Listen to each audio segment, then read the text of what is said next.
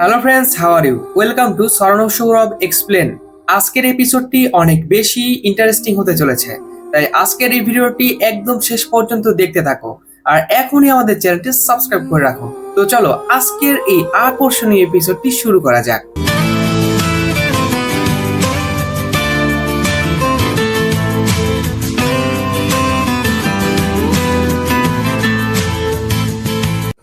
এপিসোডের শুরুতেই আমাদের দেখানো হয় পৃথিবীতে জিম্মি বড় হয়ে যায়, আর সেই ফেরি তার উপরে সবসময় নজর রাখছিল।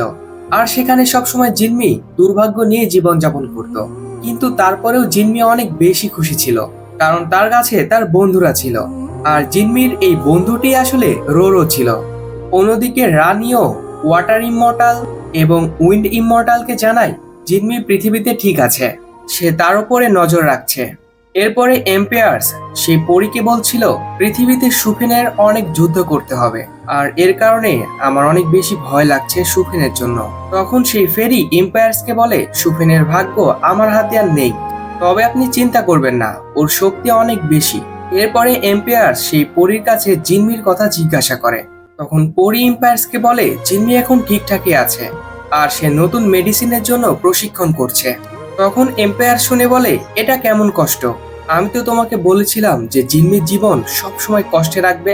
তখন সেই পরী অর্থাৎ ইয়াংচি বলে হ্যাভেন এম্পায়ার বলেছিল সবসময় জিম্মির খেয়াল রাখতে। তখন এম্পায়ার্স বলে তুমি আর এইটার বাহানা দিও না, সে তোমাকে জিম্মির খেয়াল রাখতে বলেছে, কষ্ট না দিতে তো আর বলেনি। তখন ইয়ানচি এম্পায়ার্সের কাছে ক্ষমা চায় আর বলে সামনে থেকে সে এই বিষয়ের উপরই খেয়াল রাখবে। অন্যদিকে পৃথিবীতে সুফেন কিং ইয়ারের নামে জন্মগ্রহণ করে, যে কিনা একটি বড় রাজ্যের রাজা ছিল। আর এই কিং ইয়ের অর্থাৎ সুফেনের এঙ্গেজমেন্ট সেখানকার রাজার মেয়ে সুহার সাথে ঠিক করা ছিল। এরপরে আমরা জিনমিকে দেখি সে তার আন্টিকে বলছিল সে কিছু জিনিসপত্র নিয়ে আসবে আর তার সাথে সামহাউকেও নিয়ে যাবে, কিন্তু জিনমি জানতোই না যে এই সামহাউই রোরো। তখন সেই আন্টি জিনমিকে বলে না, সামহাউকে নিয়ে যেতে পারবে না, তুমি একাই যাও, আমার অনেক কাজ আছে আর আমার কাজে সামহাও আমাকে সাহায্য করবে। আর আমাদের এখান থেকেই কিং ইয়ের সমস্ত ঔষধ যায়, আর কিং ইয়ে যুদ্ধরত অবস্থায় যদি আহত হয়ে সেখানে মারা যায় তাহলে আমাদেরও মারা যেতে হবে। আর এইটার কারণে সেখানে থাকা সবাই কিং ইয়ের অর্থাৎ সুফেনের জন্য প্রার্থনা করে যে সে যাতে দীর্ঘজীবী হয়। এরপরে জিম্মি একা একাই হার্মস খোঁজার জন্য বের হয়ে পড়ে, যেটা দিয়ে জিম্মি ঔষধ তৈরি করবে। এইদিকে সুফেনেরও যুদ্ধে যেতে হতো। এরপরে আমরা দেখি সুফেন খুব কঠিন ভাবে শত্রুদের সাথে ফাইট করছিল। সে অনেকক্ষণ খুব কঠিন ভাবে ফাইট করে, এক সময় ফাইট করতে করতে শত্রুদের দ্বারা সে খুব কঠিন ভাবে আহত হয়। প্রচন্ড আহত হওয়ার পরে সে সেখানেই পড়ে থাকে। আর তখন আমরা সেখানে মাস্ক পরা একজন লোককে দেখি যে সুফেনের দিকে আসছিল সুফেনকে মারার জন্য। অন্যদিকে জিম্মি ঔষধ খুঁজতে খুঁজতে ঠিক সেখানে চলে আসে যেখানে সুফেন পড়ে আছে। জিম্মি তখন সেখান দিয়ে যেতেই সুফেনের পায়ের সাথে জিম্মির ধাক্কা লাগে, আর জিম্মি এটা দেখে তো চমকে ওঠে আর সে অনেক বেশি ভয় পেয়ে যায়। কিন্তু এরপরে সেই মার্কসম্যান জিম্মির উপরে অ্যাটাক করে বসে, কিন্তু জিম্মির হার্টে সেই পিলের জন্য সেই মার্কসম্যান জিম্মির কিছুই করতে পারে না। জিম্মি এখানে বেঁচে যায়। আর তখন জিম্মির কিছু করতে না পেরে মার্কসম্যান সেখান থেকে চলে যায়, কিন্তু এর কারণে জিম্মি সেই পিলের উপরে আঘাত পড়ে আর সেটি ফেটে যায়। অপরদিকে মার্কসম্যান তার হার্ট এবং রক্ত দিয়ে একটি তীর তৈরি করে ফেলে। অপরদিকে আমাদেরকে ডেমন লর্ডকে দেখানো হয়, তার দুই ছেলে এখন পর্যন্ত সুস্থ হয়ে ওঠেনি, তার ছেলে এখনো কোমায় ছিল। আর এই সুযোগটি গুসেন কাজে লাগাতে শুরু করে, সে সুফেনের নামে দুর্নাম করতে শুরু করে। সে ডেমন কিংকে বলে সুফেন আপনাকে মিথ্যা কথা বলেছে, সে বলেছিল আপনার ছেলে খুব তাড়াতাড়ি সুস্থ হয়ে যাবে, কিন্তু দেখুন এখনো সে সুস্থ হয়নি। আর এইসব শুনে ডেমন কিং সুফেনকে তার শত্রু ভাবতে শুরু করে। এর পরের সিনে আমরা দেখি জিম্মি সুফেনকে তার সাথে নিয়ে এসেছে। জিম্মি সুফেনকে সুস্থ করার চেষ্টা করছে। জিম্মি ভাবতে থাকে এই ছেলেটি হয়তো কোনো ডাকাত হবে, যে একাই অনেকগুলো সৈন্যকে মেরে ফেলেছিল। হয়তো তাদেরকে মেরে সে পালিয়ে যাওয়ার চেষ্টা করছিল, কিন্তু সে আহত হওয়ার কারণে সেখানে পড়েছিল। সুফেনের যখন আস্তে আস্তে জ্ঞান ফিরে আসতে শুরু করে তখন জিম্মি বলতে থাকে তুমি অনেক বড় বাহাদুর, কারণ তোমার আমার সাথে দেখা হয়েছে, আর তুমি এটা হয়তো জানো না আমি অনেক ভালো একজন ডাক্তার। আর সে সুফেনকে বলে তুমি এখানেই থাকো, আমি তোমার জন্য ঔষধ তৈরি করে নিয়ে আসছি। এরপরে জিম্মি চাংহাও অর্থাৎ রোরোকে বলতে থাকে একজন আমার উপরে অ্যাটাক করেছিল, আর সেই সময় আমার হার্টে অনেক ব্যথা হচ্ছিল, এরপরে চোখ খুলে দেখি সেই সৈন্যটি পালিয়ে গেছে। তখন চাংহাও অর্থাৎ রোরো জিনমিকে বলে, আমাদের তো আজ পর্যন্ত কোনো শত্রু নেই, কেন কেউ আমাদের ওপরে হামলা করবে? তখন জিনমি রোরোকে বলে, হয়তো সে অন্য কাউকে আক্রমণ করতে চেয়েছিল, আর আমি হয়তো তার মাঝখানে চলে এসেছিলাম। তখন জিনমি চাংহাওকে বলে, এইসব কথা যেন তুমি আমার আন্টিকে বলে দিও না, এইসব শুনলে আন্টি অনেক বেশি টেনশন করবে। এরপরে জিনমি রাতে সেই ঔষধটি খুঁজতে থাকে যেটি কিং ইয়েনের জন্য বানানো ছিল। আর ঠিক তখনই সেখানে সানহাও চলে আসে, অর্থাৎ রোরো চলে আসে। তখন রোরো জিনমিকে বলতে থাকে, তুমি কোনো মতেই এই ঔষধ অন্য কারোর জন্য ইউজ করতে পারবে না, কারণ এটা কিং ইয়েনের জন্য। আর এই ঔষধ দিয়ে তুমি অন্য কাউকে বাঁচাতে যাচ্ছ, আমি থাকতে এটি কখনোই হতে দিতে পারি না। আর আন্টি জানলে তো অনেক বেশি রেগে যাবে। আর বাই চান্স কিং ইয়ে যদি এটি জানতে পারে তাহলে আমাদের জীবন ঝুঁকির মুখে পড়তে পারে। তখন জিনমি তাকে বলতে থাকে, আমরা এতদিন শিখে এসেছি আমাদের সবসময় কাইন্ড হার্ট হতে হবে, অর্থাৎ দয়ালু হতে হবে। আর আমি এটাও জানি যে কিং ইয়ে আমাদের দিয়ে এই ঔষধ অমর হওয়ার জন্য বানিয়ে নিয়েছিল, কিন্তু আজ পর্যন্ত কি কোনো ডাক্তারই তৈরি করতে পেরেছে? আর এই জন্য আমরা এই মেডিসিনটি এমন একজনকে প্রয়োগ করি যার কিনা এটির অনেক প্রয়োজন। কিন্তু তারপরেও জিনমির কথাগুলো সানহাও শুনতেই চায় না।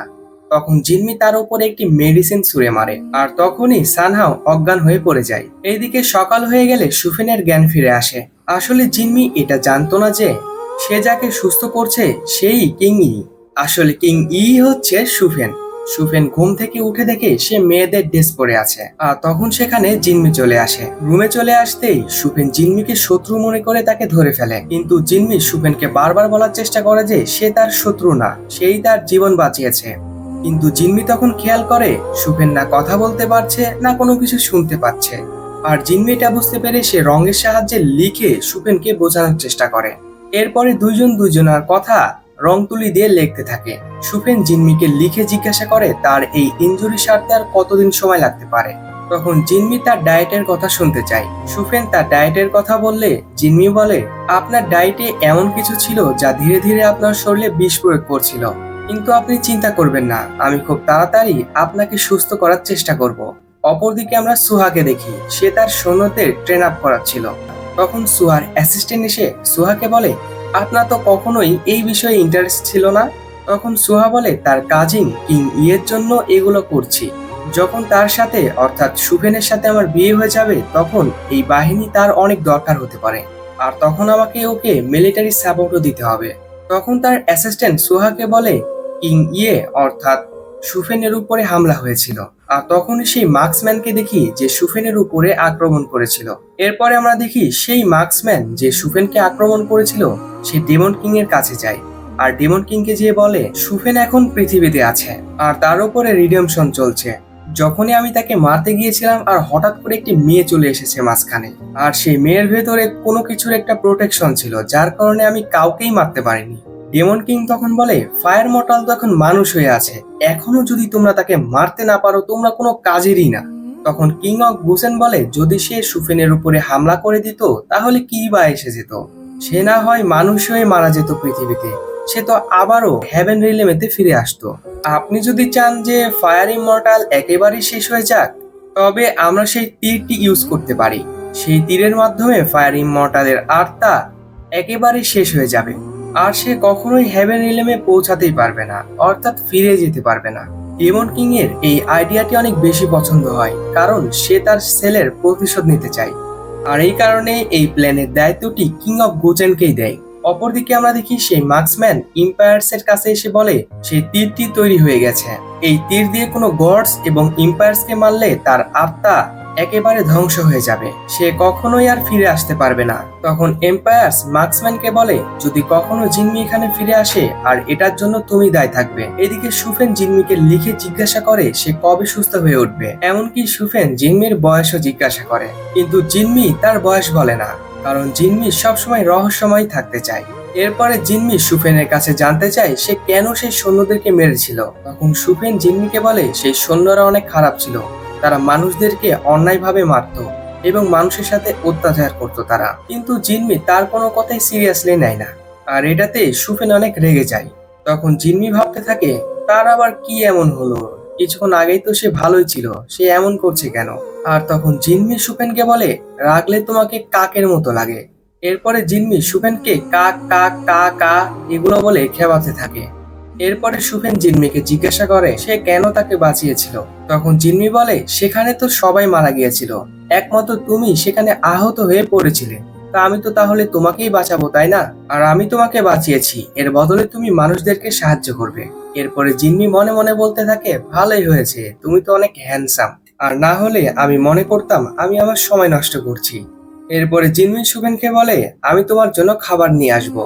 আর তখন সুফেন জিম্মির হাত টেনে ধরে আর সুফেনের কাপড় দেখায়। সুফেন তখন বোঝাতে চাচ্ছে যে এই কাপড়টি আমি পরতে চাই না, আমার জন্য কাপড়ও নিয়ে আসো। তখন জিম্মি বলে আচ্ছা ঠিক আছে, আমি তোমার জন্য কাপড়ও নিয়ে আসবো, কিন্তু তোমাকে এই মেয়েদের কাপড় পরে অনেক বেশি কিউট লাগছে। পরের সিনে আমরা দেখি সুহি কিং ইয়ে অর্থাৎ সুফেনের প্যালেসে আসে। সুফেনের অ্যাসিস্ট্যান্ট বলে কিং ইয়েকে খুঁজছি, কিন্তু এখন পর্যন্ত তার সন্ধান আমরা পাইনি। তখন সেখানকার একজন সৈন্য এসে বলে 5 দিন আগে লিঙ্গুয়ার সৈন্য সুফেনের উপরে আক্রমণ করেছিল, আর সেই সময় কিং ইয়ে অর্থাৎ সুফেন অনেক আহত ছিল। এরপরে সুহি কিং ইয়ের সাহায্য করার জন্য তার বাবার কাছে যায়, আর সুহি তার বাবার কাছে গিয়ে বলে যদি কিং ইয়ের কিছু হয় তাহলে সে তো বিধবা হয়ে যাবে। আর সে বলে যখন আমরা একেবারে ছোট ছিলাম তখনই আমাদের বিয়ে ঠিক করা হয়েছিল, তাই এখন আমি ওকেই সবকিছু মানি, আপনার তাকে সাহায্য করতেই হবে। তখন তার বাবা সুহিকে প্রমিস করে যে সে তাকে সাহায্য করবে। অপরদিকে জিম্মি সুফেনের জন্য কাপড় নিয়ে আসে, কিন্তু সুফেন সেটি তাকে পরিয়ে দিতে বলে।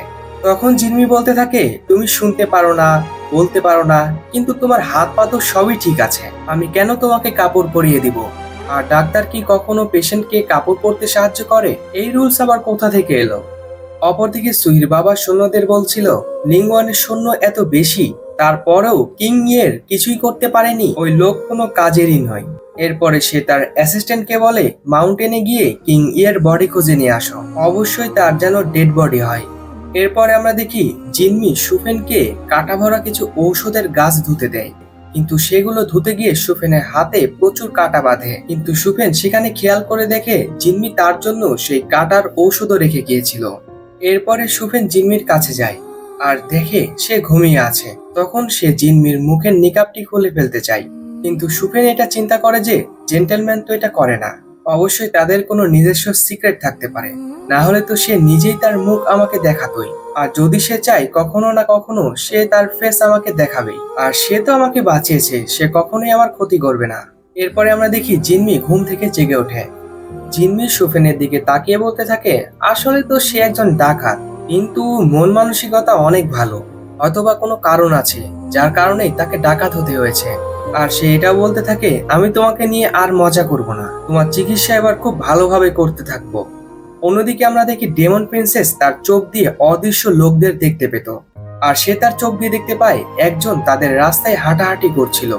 ডেমন প্রিন্সেস তখন দেখতে পায় অদৃশ্য কেউ সেখান দিয়ে যাচ্ছিল। তখন ডেমন প্রিন্সেস সেই অদৃশ্য ব্যক্তির পিছু নেয়, তার পিছু নিতে নিতে সে কিং অফ গুসেনের বাসায় চলে আসে।